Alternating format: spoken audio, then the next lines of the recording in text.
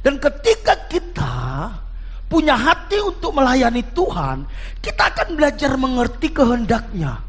Semakin akrab dengan Dia, semakin mengerti cara berpikirnya, maka kita akan mengalami yang namanya bertumbuh melalui pelayanan.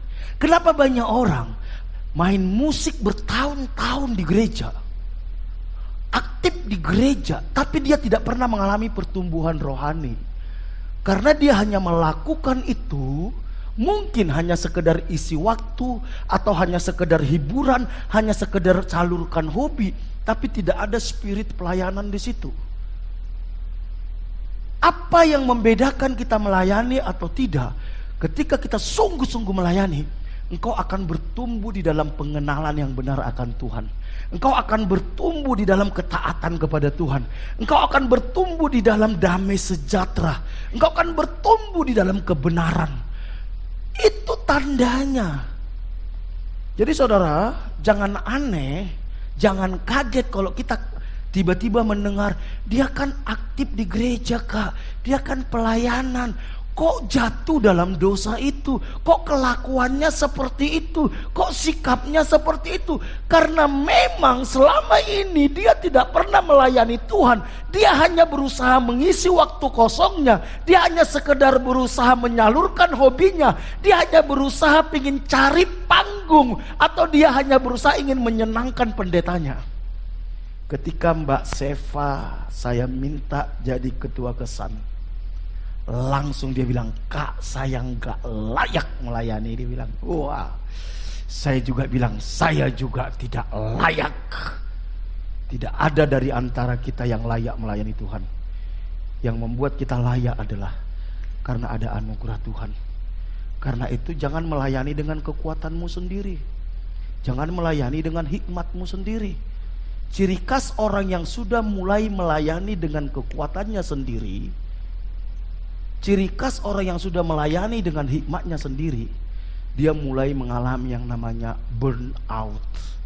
Apa burnout saudara? Jenuh. Dia mulai mengalami yang namanya apa? Kekecewaan. Saudara, kalau engkau melayani Tuhan, sungguh-sungguh hatinya melayani Tuhan, bukan melayani pendeta, engkau tidak pernah mengenal yang namanya kata kecewa. Gak pernah.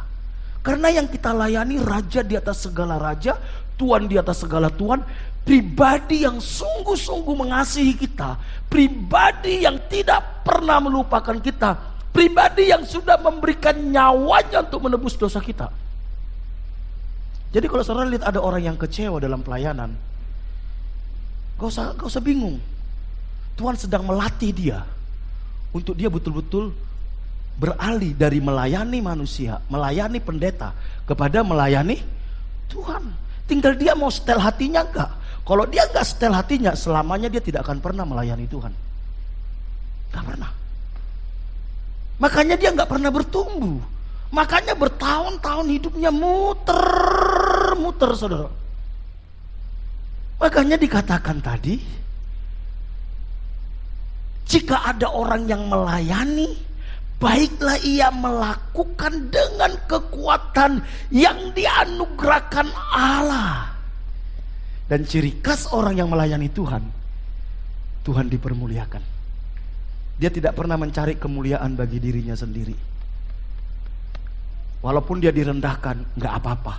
Yang penting Tuhan dimuliakan. Walaupun dia dihianati, gak apa-apa. Yang penting Tuhan dimuliakan. Bahkan sekalipun dia dibunuh, gak apa-apa, asal Tuhan dimuliakan.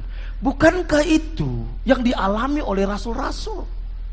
Petrus tidak masalah lagi dia disalibkan terbalik asal Tuhan dimuliakan. Yohanes tidak masalah lagi digoreng hidup-hidup asal Tuhan dimuliakan. Kalau saudara mengerti tentang hal ini, betapa dahsyatnya kehidupan orang yang punya hati melayani Tuhan. Makanya saudara pelajari nanti sejarah gereja. Bapak-bapak gereja itu, nanti saudara baca di kitab Wahyu, orang-orang Kristen yang betul-betul melayani Tuhan, hidupnya miskin, hidupnya menderita, hidupnya dianiaya, tapi nggak pernah kecewa sama Tuhan. Karena mereka tahu bahwa dunia ini bukan tempat mereka. Dunia ini cuman tempat sementara. Orang Jawa bilang apa, Saudara? Mampir ngombe. Dunia kita ada di sana, di kekekalan. Dunia ini tempat kita belajar melayani Tuhan, supaya nanti kalau dibawa kita di kekekalan, kita sudah terbiasa melayani Tuhan. Katakan kiri kananmu, bro, latihan di dunia supaya tidak kaget nanti kalau di surga. Bilang amin.